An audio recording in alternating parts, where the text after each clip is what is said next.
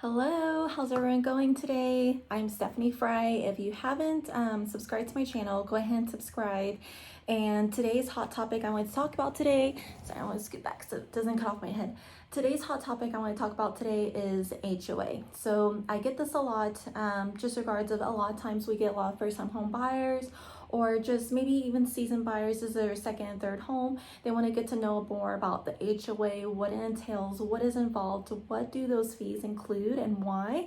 So I just want to go over more of a thorough explanation about those HOAs and what those entail and just how much HOA is appreciated, because you don't know or don't realize what you have until it's gone type of thing. Let me give you an example.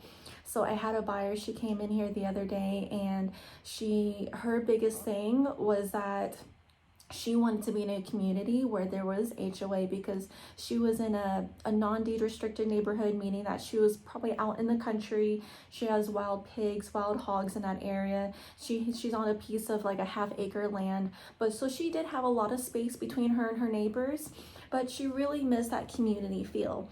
On top of being on that half-acre non-deed restricted neighborhood, there's not a really good form of water supply. She doesn't get city water. She doesn't get your HOA mud water or PID. She gets sewer. She gets a septic tank. So having a septic tank, she is responsible for her maintaining her own water, the cleanliness of her water, and the maintenance system of her septic tank on her property.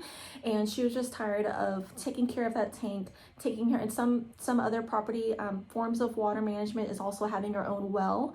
So it's very, very rural areas, and she was just tired of feeling alone, having to take care of her, something as simple as water that we take for granted every single day, how long it took for her water to get hot. So it's just, like I said, the little things that we don't realize that we have until it's gone. So after hearing her story, I was like, wow, and we are just so blessed to just be able to turn on that water and it's hot right away, right? So one of those cool things. So having an HOA here at Madison Bend is $750 a year. And it's $750 a year regardless if you use the pool or not. It is going to be the same for everybody here in the neighborhood. And then there is an HOA transfer fee as well. So let's say you sell your home maybe 2 years from now. On your listing agreement, on your seller's agreement, it's going to ask if there is a transfer fee. And typically there is. Most neighborhoods there is. It's kind of like a registration or sign up fee, like a gym membership. So it's just like that. So here our transfer fee is $375.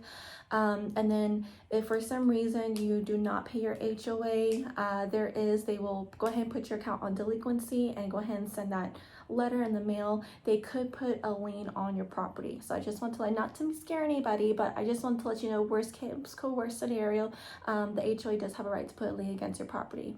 So the HOA, what it entails or what does it take care of, I like to best explain it as it usually goes into 3 different departments or compartments, one of which is like your community events, specials.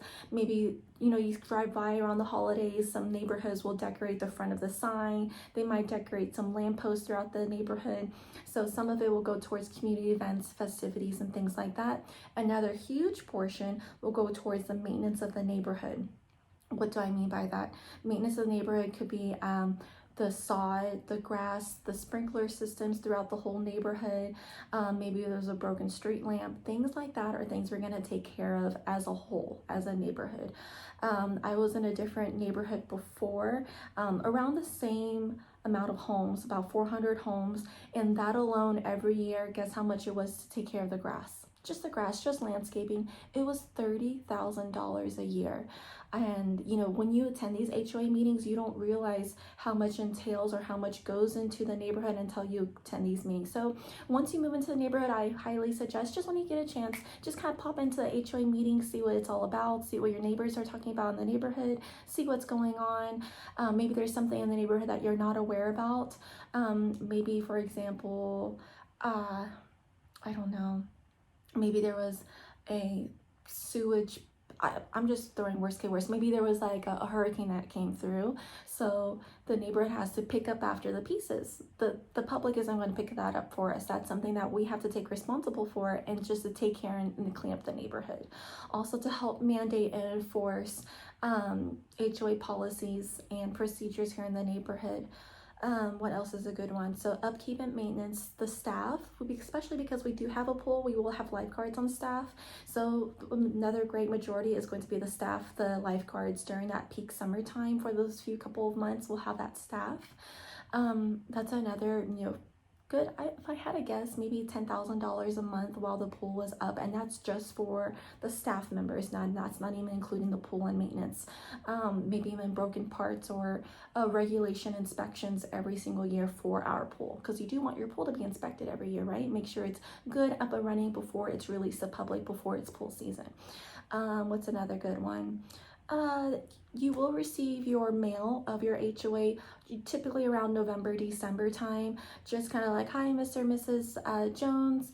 This is Sterling.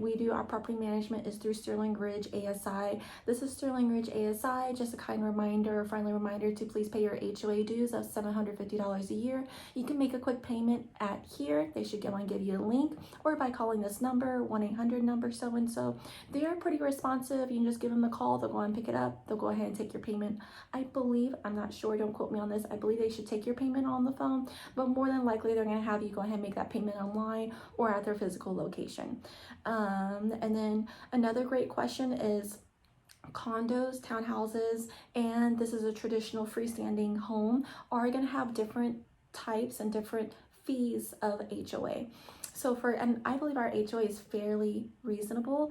So even though we're a big community of 400 and our HOA is 750, it has the pool, it has double sidewalks on each end. We have great lighting throughout the neighborhood. So our HOA is 750 a year versus there's a neighborhood right behind us. It's half the size. It's about 200. It has 200 homes. Guess how much their HOA is? It's still the same. It's 750 a year, but they don't have a pool. They have no sidewalks. So of course the residents over there are like, why are we paying $750 a year for what? There's no pool, there's no sidewalks. They have one park bench. So for us to be the same as theirs, they're like, wow, you just get so much more here. So it's just one of those little things that, something to compare and contrast on. So that's something I always like to relate to when people's like, oh, wow, that sounds a lot, but when you justify it, it's actually very reasonable.